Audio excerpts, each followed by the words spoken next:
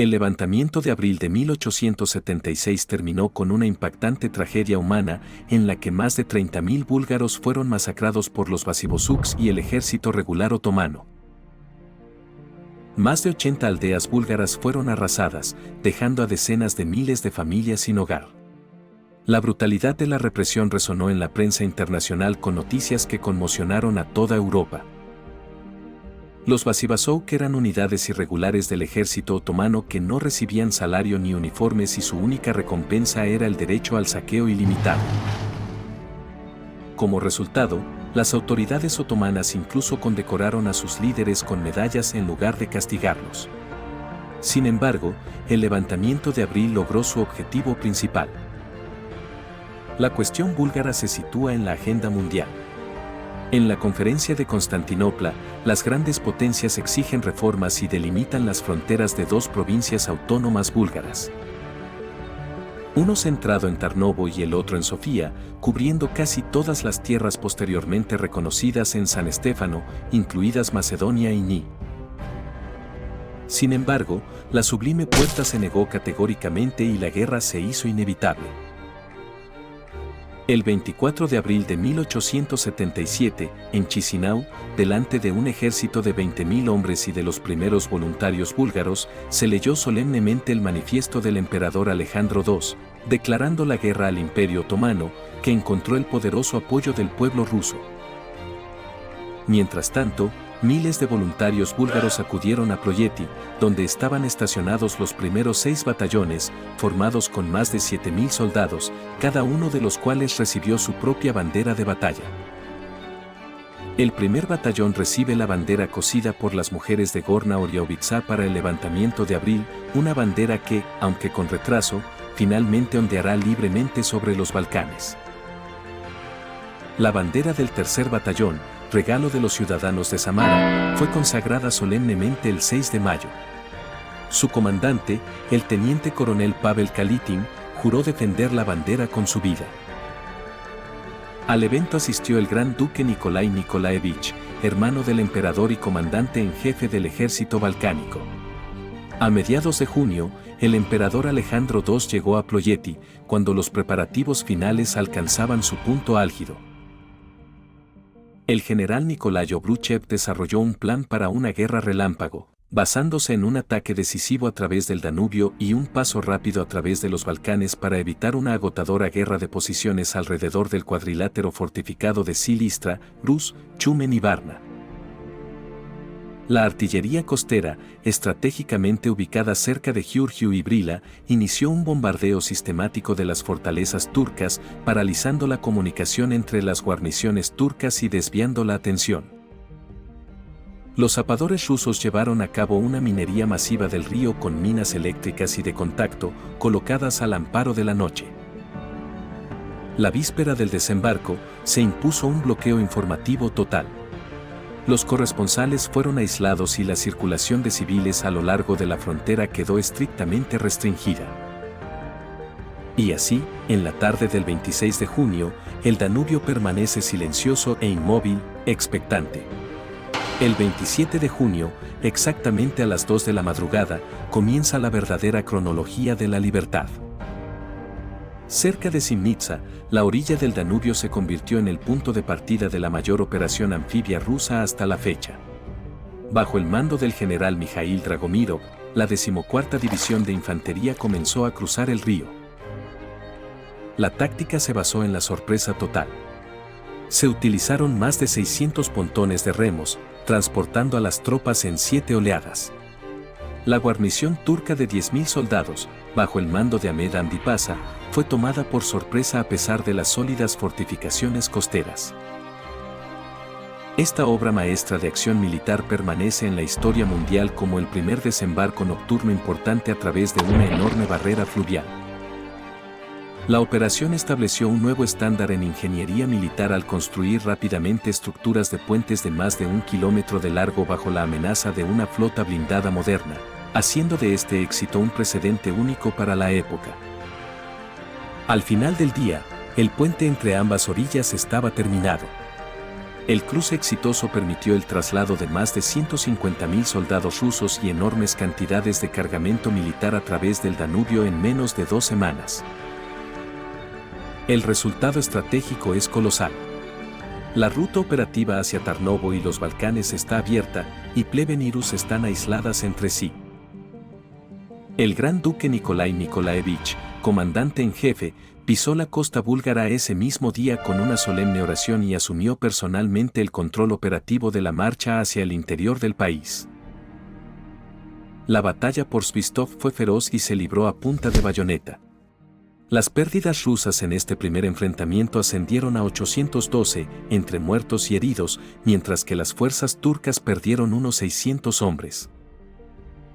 Svistov se convirtió en el primer territorio libre donde se sentaron las bases de la administración civil de la Nueva Bulgaria. El avance estuvo acompañado de un levantamiento nacional sin precedentes. Los corresponsales occidentales escribieron con admiración que los campesinos salieron con carretas llenas de pan, vino y fruta, sembrando de flores el paso de la caballería. Miles de búlgaros se unieron como exploradores y guías, conduciendo unidades rusas por caminos secretos que no existían en los mapas topográficos oficiales. Tras el éxito en Svistov, el centro de gravedad se trasladó a la aldea de Dolny Dubnik. Allí, en el cuartel general temporal, el emperador Alejandro II y el general Nikolai Obruchev tomaron la decisión estratégica de dividir las fuerzas en 3 destacamentos operativos con tareas tácticas radicalmente diferentes. El destacamento occidental, dirigido por el general Nikolai Kridener, tenía la tarea de neutralizar las fortalezas de Nikopol y Pleven. El destacamento oriental, el más numeroso, con 70.000 soldados, fue confiado al príncipe heredero Alexander Alexandrovich. Su misión era defensiva, pero crucial, servir como cortina de hierro contra el ejército de 100.000 hombres de Mehmed Ali Pasha. Sin este escudo, el ejército turco podría atacar por la retaguardia cualquier avance ruso hacia los Balcanes. La tarea más dinámica fue encomendada a la vanguardia del general Joseph Gorko. Utilizando la táctica de la columna volante, liberó Tarnovo el 7 de julio, donde el príncipe Nikolai Nikolaevich hizo una entrada ceremonial pocos días después. Con solo 12.000 soldados, incluidos 10 escuadrones y los primeros 7.500 voluntarios búlgaros, Gurko debe realizar una incursión relámpago en los Balcanes. El objetivo es controlar los pasos clave y llevar la guerra a Tracia.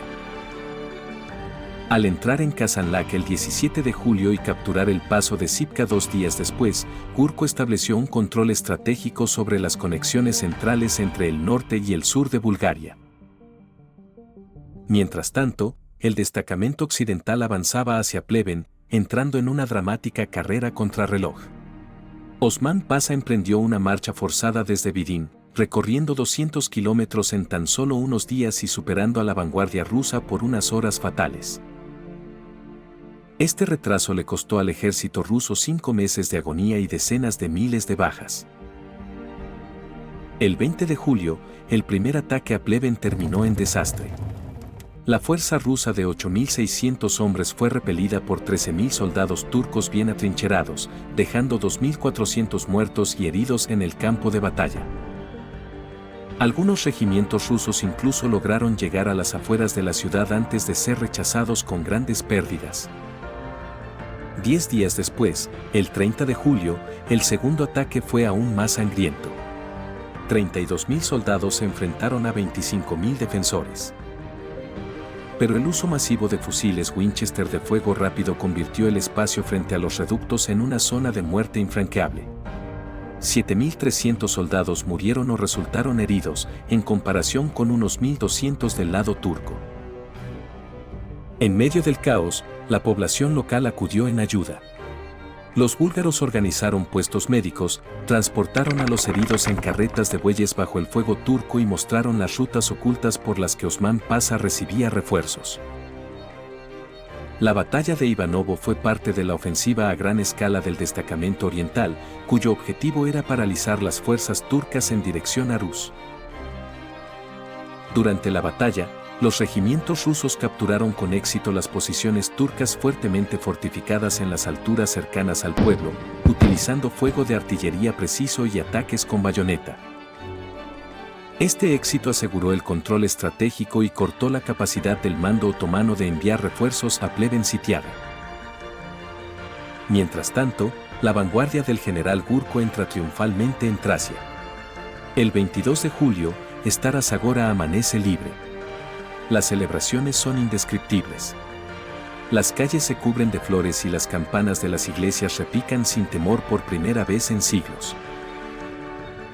Pero la alegría duró poco.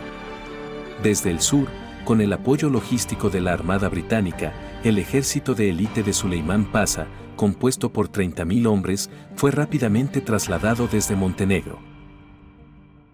El 31 de julio estalló la épica batalla de Stara Zagora. Solo 4.500 soldados rusos y 4 batallones de voluntarios búlgaros resistieron ante la abrumadora superioridad turca. Este fue el bautismo de fuego de la bandera de Samara. En la feroz batalla por salvar la bandera sagrada, 5 portaestandartes cayeron uno tras otro, entre ellos el teniente coronel Pavel Kalitin. Atravesado y mortalmente herido, cae de su caballo y llama a la milicia para que protejan la bandera y avancen. Su cuerpo cae sobre la bandera y la protege durante preciosos segundos hasta que los voluntarios logran sacarlo. A pesar del heroísmo demostrado y las acciones exitosas cerca de Nova Zagora, la situación estratégica se tornó crítica. Para evitar que el ejército fuera rodeado, el general Gurko tomó la difícil pero necesaria decisión de retirarse al norte, a las rocas del paso de Sipka. Nikola Korchev permanece en la memoria nacional como el gigante que, durante la sangrienta batalla de Stara Zagora, salvó la bandera de Samara de ser capturada, arrebatándola al enemigo en el momento en que caía Kalitin, y la defendió hasta su último aliento. Lleva la dignidad del último abanderado, símbolo de la voluntad indomable del pueblo que se niega a ver su icono sagrado arrojado al barro. Pero tras la retirada de las tropas rusas, la ira de Suleimán Pasha cayó sobre Stara Zagora. La ciudad se convirtió en un infierno de fuego. En 3 días, más de 14.500 civiles búlgaros, hombres, mujeres y niños, fueron masacrados. Miles de personas fueron quemadas vivas en la iglesia de la Santísima Virgen y la ciudad, llamada la Perla de Tracia, fue arrasada. Las estadísticas son escalofriantes. De 3.000 casas, solo 20 sobrevivieron. Stara Zagora se convirtió en símbolo de una de las mayores masacres de la historia moderna de Bulgaria, pagando con cenizas el precio de su efímero anhelo de libertad. La tragedia no se detuvo en los límites de la ciudad. Tras la retirada de las unidades de vanguardia rusas, todo el valle de Tracia y las colinas quedaron bañados en sangre. Kazanlak, Karlovo y Sopot sufrieron una destrucción sistemática. Más de 200 aldeas fueron incendiadas y el número de víctimas en la región superó las 30.000 personas. El Valle de las Rosas se convierte en el Valle de la Muerte, dejando atrás miles de muertos y refugiados. Muy por encima del humo negro del valle, entre las rocas del paso de Sipka, las fuerzas rusas se enfrentan a una tarea casi imposible. Frente al ejército de élite de 28.000 hombres y 54 cañones de Suleimán Pasha, solo hay 7.500 defensores, soldados rusos del regimiento Oriol y 5 batallones de voluntarios búlgaros. La orden es clara. Ni un paso atrás. Del 21 al 26 de agosto, se libraron incesantes batallas. En el día más crítico, el 23 de agosto, los ataques turcos alcanzaron 12. Se dispararon más de 200.000 balas. Cuando la munición empezó a escasear, los defensores repelieron al enemigo con piedras e incluso los cuerpos de sus compañeros caídos. La población local de Gabrovo y de los pueblos de los alrededores se convirtió en la retaguardia viviente de la defensa. Más de 3.000 voluntarios, entre ellos mujeres y niños, suben cada día las empinadas laderas bajo una lluvia de balas para entregar agua y alimentos a las posiciones. Los artesanos de Gabrovo organizaron talleres permanentes para reparar cientos de fusiles. La importancia estratégica de este éxito fue enorme. La llegada de los refuerzos del general Radetzky en el último momento salvó el paso y predeterminó el desenlace de la guerra. Suleimán Pasha perdió 6.700 hombres y se vio obligado a pasar a la defensiva. Sipka se convirtió en una fortaleza inexpugnable que presionó a las fuerzas turcas al sur de los Balcanes y permitió al mando ruso completar el asedio de Pleven. Sin embargo, la situación en Sipka sigue siendo complicada y se avecinan nubes de nubes en el este.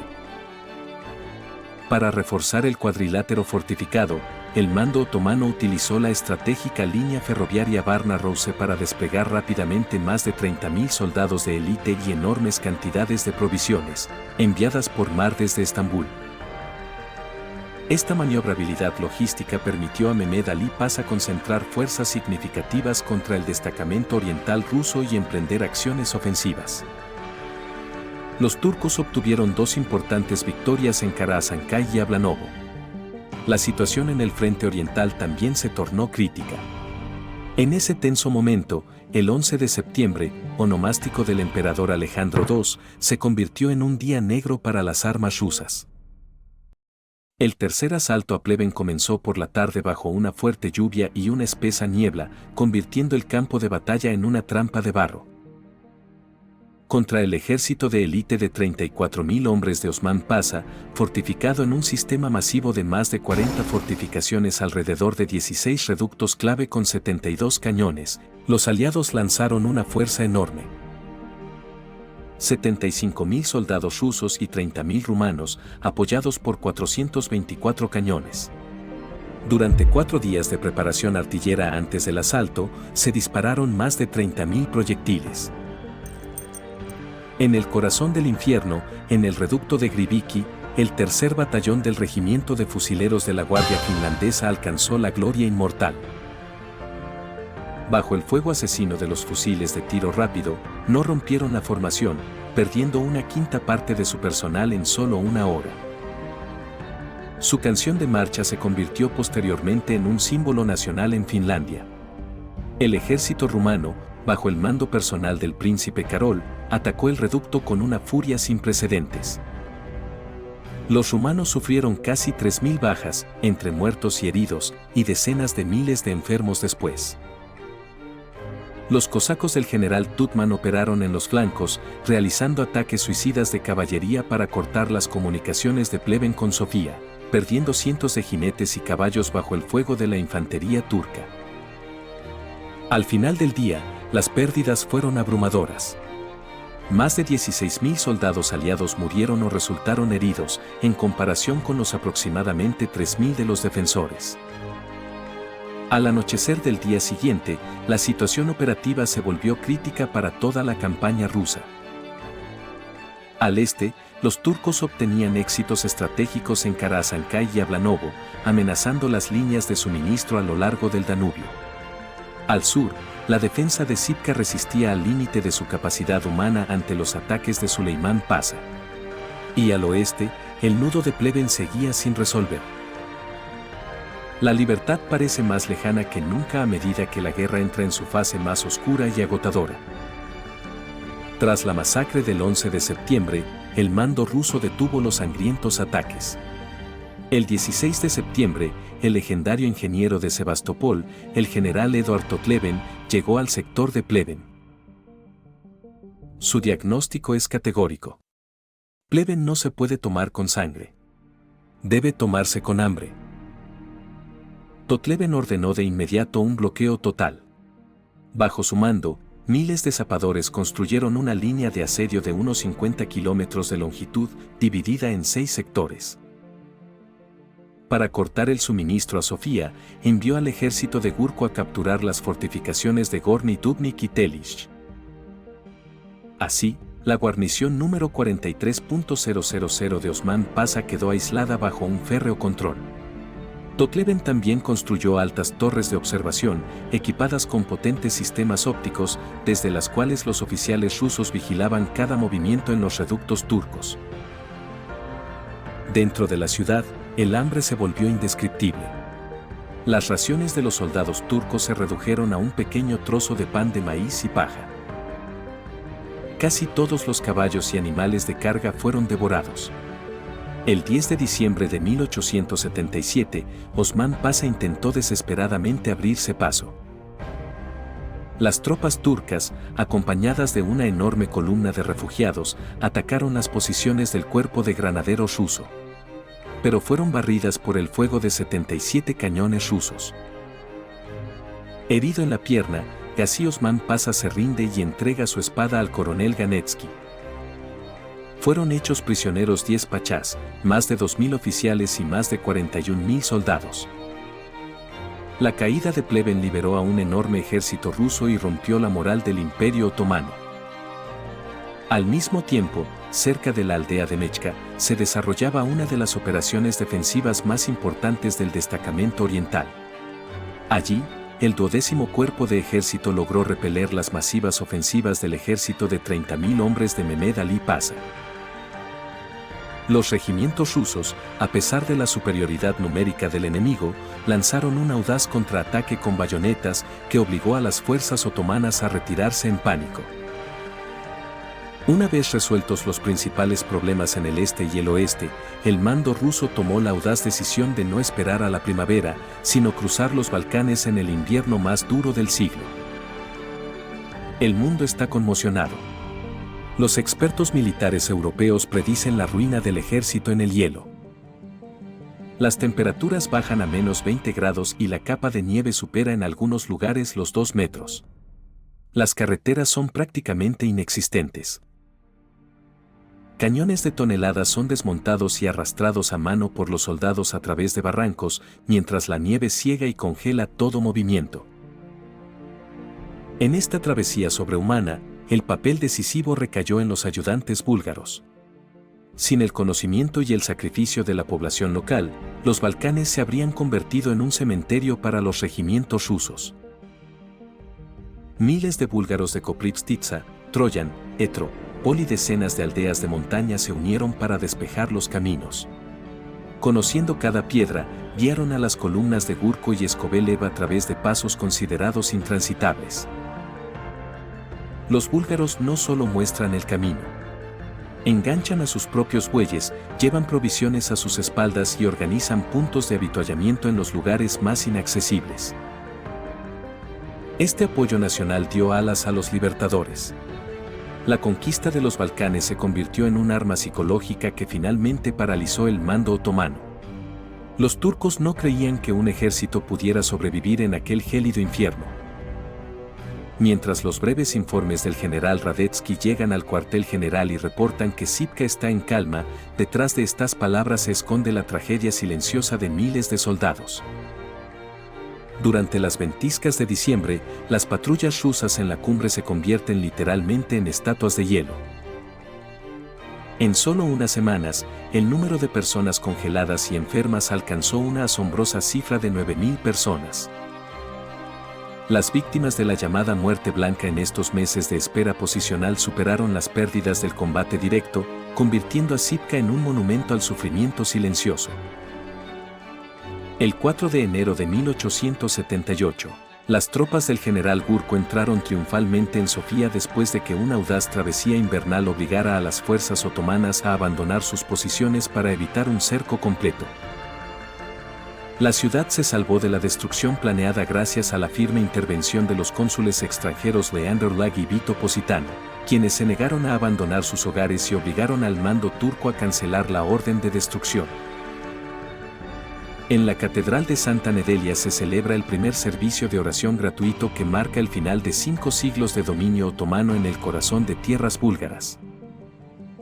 Gurko luego dividió su destacamento en 3 columnas y avanzó hacia la llanura tracia. Mientras tanto, el ejército rumano llevó a cabo un heroico ataque contra las aldeas fortificadas de Srasin e Inovo, cerca de Vidin. Los rumanos tomaron las posiciones con una carga a la bayoneta, lo que provocó un bloqueo total de la fortaleza de Vidin. El 9 de enero, una de las últimas batallas importantes tuvo lugar en los campos cercanos a Seinovo. Las columnas rusas del general Skobelev y el príncipe Sviatopolk-Mirsky, tras una travesía invernal por los pasos, cerraron el cerco en torno al ejército turco central. En un decisivo ataque con bayoneta, soldados rusos y voluntarios búlgaros destruyeron el campamento de Veysel Paşa, capturando más de 22.000 soldados y 93 cañones. El pachá capturado entrega su espada, reconociendo la derrota completa de las defensas otomanas al sur de los Balcanes. Los líderes militares rusos se sorprenden al reconocer el papel crucial de la población búlgara en la nutrición y la logística del ejército ruso. El propio emperador Alejandro II escribió a la emperatriz que los búlgaros los recibieron como liberadores con un entusiasmo indescriptible y les trajeron todo lo que tenían: pan, vino y fruta. Admite que sin su ayuda, alimentar al ejército en estas montañas salvajes y desoladas habría sido imposible.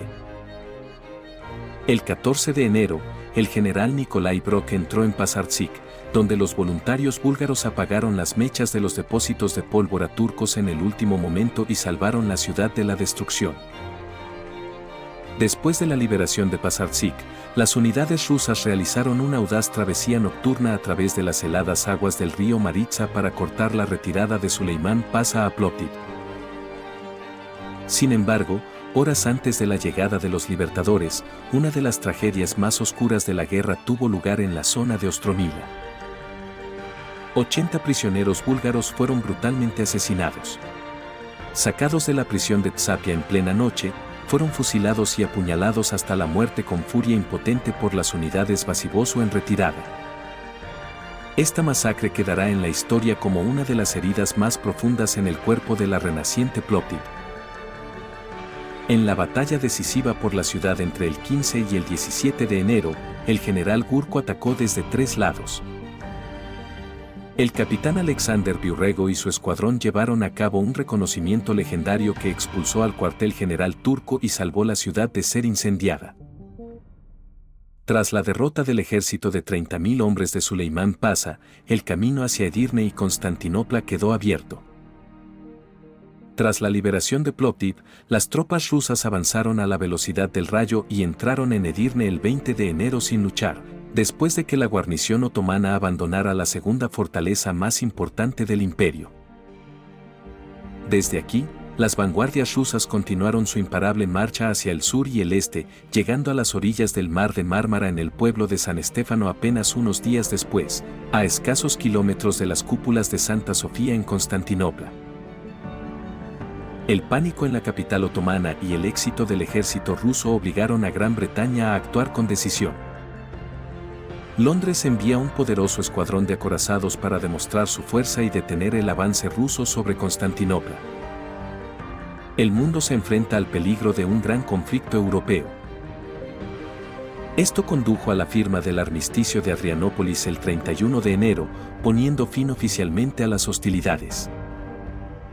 El clímax llegó el 3 de marzo de 1878, cuando se firmó el Tratado de Paz Preliminar de San Estefano, que puso fin a 5 siglos de dominio otomano. La fecha no fue elegida al azar. Es el aniversario de la ascensión al trono del emperador Alejandro II y el día de la abolición de la servidumbre en Rusia, por la que se le conocía como el Zar Libertador. El documento restauró a Bulgaria como un principado autónomo, abarcando casi todas las tierras habitadas por búlgaros, desde el Danubio hasta el Mar Blanco y desde el Mar Negro hasta Ohrid. La paz de San Estefano permanece en la historia como el acto que devolvió a Bulgaria al mapa de Europa y sentó las bases del Estado búlgaro moderno.